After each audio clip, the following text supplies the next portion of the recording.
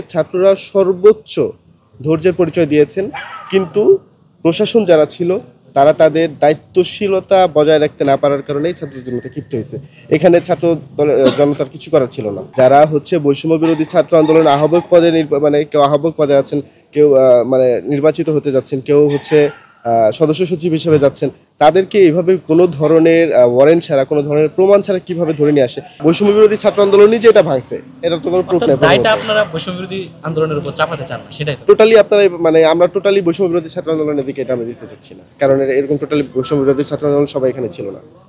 ছাত্রদের সাথে পুলিশের যে সংঘর্ষের কথাটা, এটা সূত্রপাতটা যে উত্তরা পশ্চিম থানার এসআই আবু সাইদ, সে বৈষম্য বিরোধী ছাত্র আন্দোলনের একটা মিটিং চলাকালীন সে কোনো ধরনের অ্যারেস্ট ওয়ারেন্ট ছাড়া তো 3 জন বৈষম্য বিরোধী ছাত্র আন্দোলনের ছাত্রদেরকে এখানে উঠাই নিয়ে আসছিল, হ্যান্ডকাপ পরায় নিয়ে আসছিল।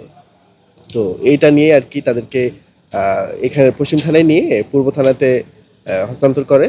তো পরবর্তীতে শিক্ষার্থী যারা আছে, স্টুডেন্ট যারা ছিল, তারা পূর্ব থানায় গিয়ে যখন এটা নিয়ে আলোচনা করে, তো 10 মিনিটের মাথায় এটা ছেড়ে দেয়।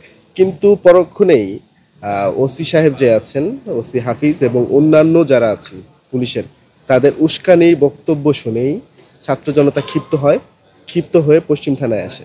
তো পশ্চিম থানায় এসে একটু ছাত্র জনতা তাদের কন্ট্রোল হারায় ফেলে, তারা তাদের মতো একটু ঝামেলা করে ফেলে এখানে, এটাই। আর এখানে যে বলা হয়েছে যে পুলিশ আহত হওয়ার কথা, এমন কোনো আহত কেউ হয় নাই আপাতত আমাদের জানা মতে।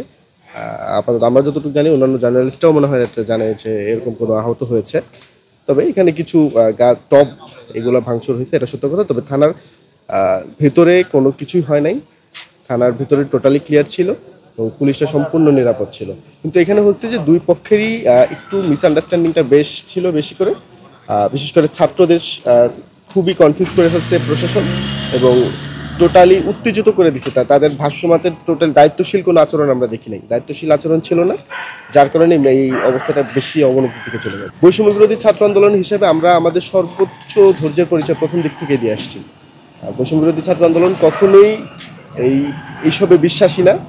পূর্ব থানাতে ওসি হস্তান্তর করা হয়েছে, কিন্তু ধরা হয়েছে পশ্চিম থানার এসআই নিয়ে গেল, কিন্তু পূর্ব থানায় হস্তান্তর করা হলো। প্রথমত কোনো ধরনের কোনো ওয়ারেন্ট ছাড়া কিভাবে 3টা দায়িত্বশীল ব্যক্তিকে, যারা বৈষম্য বিরোধী ছাত্র আন্দোলন আহ্বায়ক পদে কেউ আহ্বায়ক পদে আছেন, কেউ নির্বাচিত হতে যাচ্ছেন, কেউ সদস্য সচিব হিসেবে যাচ্ছেন, তাদেরকে এইভাবে কোনো ধরনের ওয়ারেন্ট ছাড়া, কোনো ধরনের প্রমাণ ছাড়া কিভাবে ধরে নিয়ে আসে, এটা তো অবশ্যই একটা বাজে দিক।